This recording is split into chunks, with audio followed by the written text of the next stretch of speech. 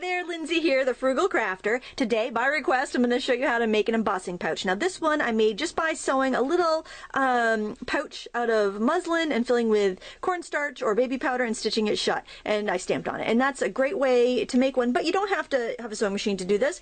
All you need is a scrap of fabric. I would say about 6 by 6 or maybe a little bit bigger.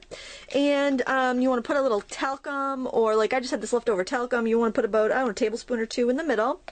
Mine already had some in there. I just took it apart to show you. And then you gather up the corners. And cornstarch works great. I was just out of cornstarch. That's why I'm using the talcum. Okay, gather up all the edges so you have them all up there. Okay, and then take a rubber band and secure it. Now, the reason you might want to have these is when you're embossing, sometimes the powder will stick where you don't want it. And actually, in this example, I can show you, I didn't use an embossing pouch on this, and I've got little bits here. Well, let me just show you. I got a piece of paper here. I'll just use a scrap. And we'll do some stamping. I'll zoom in a little bit. I've got a really fun stamp. It's a bicycle. It's by Rubbernecker. So if you just go right on a piece of cardstock or watercolor paper or whatever without using an embossing pouch, there may be static, there may be bits of moisture on there. So all those things can attract the embossing powder. Okay. Well, there's my image, and you always want to use a scrap of paper. I just like keep old, printouts, use the back of that. Anything like that, because, it doesn't really matter. You use a scrap of paper so that you can collect the leftover embossing powder when you're done. Alright. There, I've tapped off the extra, but I can still see, still have little bits. I don't know if you can see that or not, but there's a stray powder here and there. Actually, it's quite a bit of it. So if I just went and heated that, now if you do stamp and you end up with a situation, take a dry brush and just flick them off. But for the purpose of this, I just want to show you what happens if I heat this up the way it is. But, absolutely, if you forgot to do it and, you see there are stray bits of powder, then of course, use a paintbrush and get off what you can. Sometimes you can't if it's too close to the, to the middle of the image without knocking off the powder that you want to keep. But yeah, I just wanted to show you for the purpose of this demonstration why we use an embossing pouch. And you can buy them if you don't want to make them, but gosh, they're so easy to make. And I'd also, probably if I was stamping this because I wasn't doing a demonstration, if I was stamping for fun, I'd just use black ink and black embossing powder. But you can see these stray bits of powder here, how they leave like little speckles in the corner. Alright, so if you have an embossing pouch, what you can do, you just pounce, pounce, pounce, and that's going to deposit a fine layer of talc or cornstarch on your paper. Okay? And what that's going to do is it's going to take away any static cling, and it's also going to absorb any moisture. So if you're like me and you're working in a basement where, your paper is exposed to some moisture, this is going to fix any of those problems. Okay? So what I'm going to do is just stamp. I got to bring it a little closer to me here. Sorry about the glare. I'm seeing glare. Maybe you're not seeing the glare. I sure am, though, from my stamping block. Okay. It's just clear glycerin, actually.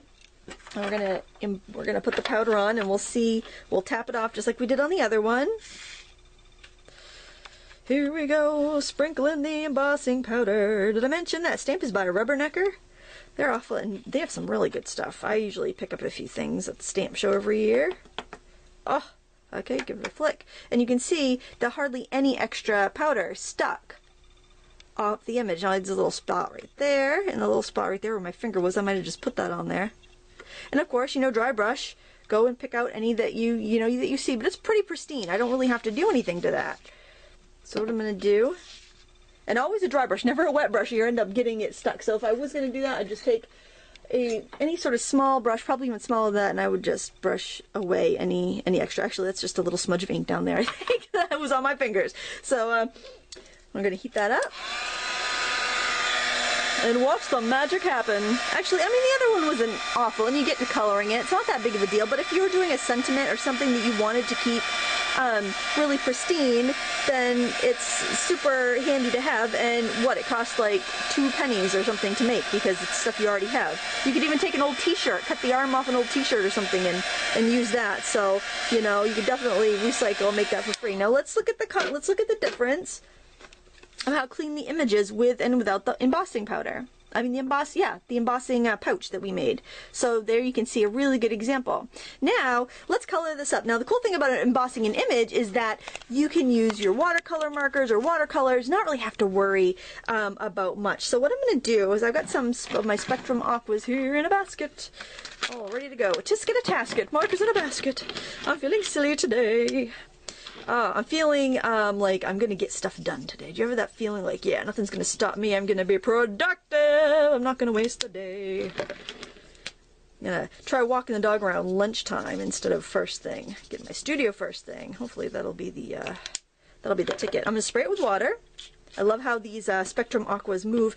And something I did realize that I can actually go on wet paper with the Spectrum Aquas, and it does give me a really light wash. As long as you're working on watercolor paper. If you're working on cardstock, that might just that might pill the paper. I'm just using a lighter shade of markers. I am just tongue-tied today. I'm going to scribble this off because you can see that I picked up a little bit of the blue on there. Let's scribble that off so it's nice and clean. All right. And now another thing I can do is I can just kind of gently blot it. Now, because of the embossing, it's going to kind of make little barriers on other parts of my design. So if I want to color this, I can go ahead and do that without worrying about too much bleeding, even with this juicy red marker. I'm just going to go ahead and add some color into the bike, and it shouldn't bleed any further than my lines. I did blot a little bit off. Of course, if I, color outside of the lines, then it can't help me. Maybe I'll use a fine tip for getting in there, because that's pretty skinny in there. Get right in there. I think I probably need the wider tip to deposit enough ink on that wet paper. The thing is, if your paper's wetter than your marker tip, it's going to want to suck up the pigment as opposed to deposit it. So it's just kind of like the water wants to go where it's drier. I guess in that case it wants to be sucked up into the stuff. Alright, so there we go. There's our little image, and I thought it'd be fun to kind of put it in a card like we just did, and I just grabbed a couple scraps. Now I wanted to show you something that's kind of cool. So you can do two different types of cards with a regular 8.5 inch by 11 piece of paper. So the demonstration that I just showed you, I had a regular side fold card. Let's zoom out a little bit.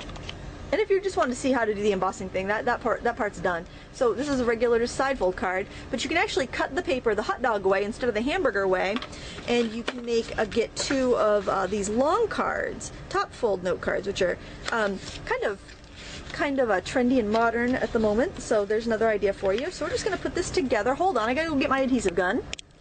And the best tip that somebody shared with me, actually, a couple of my viewers said, hey, go check out Prairie Paper Ink's channel, because she discovered this way to shim your tape gun if your tape is not flat, so that it doesn't keep gumming up on you. And it was just an amazing tutorial.